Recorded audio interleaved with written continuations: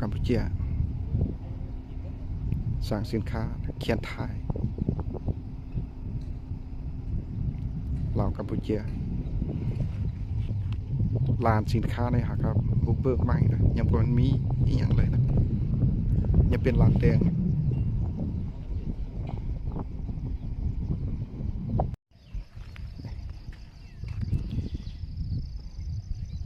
วิวงามเนาะ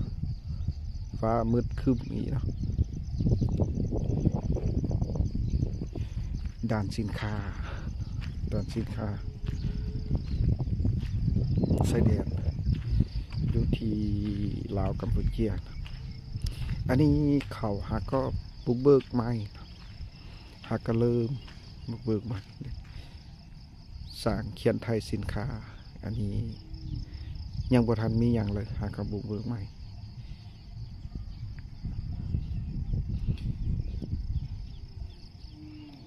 และครั้งหนึ่งที่ได้มาเที่ยวนี้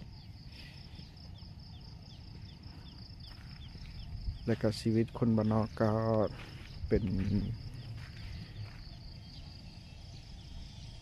คนหนึ่งที่เป็นคนขับรถชีวิตหลังพวงมาลัยก็ได้เดินทางมาถึงจุดนี้แล้วก็มาได้เดินทางมาที่นี้นะรู้สึกว่างามดีธรรมชาติอ้อมข้างนี่งามป่าไม้เขียวซุ่มตื่นเช้ามารู้สึกชื่นใจเด็ดมันก็เป็นยามฝนอีกเนาะฟ้ามืดครึ้มจะเนาะอาจจะฝนอาจสิตกเนาะสั่งสินค้ายังบ่ทันมีอย่างเลยมีแต่เคนนี่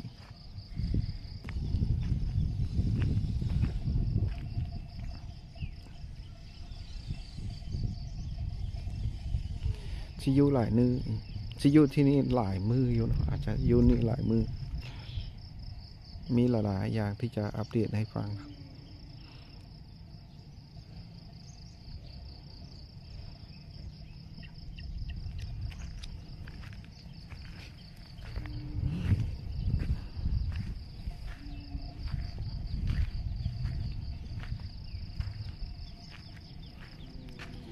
อ้างวางเลยเมื่อคืนนี้ฝนตกแยง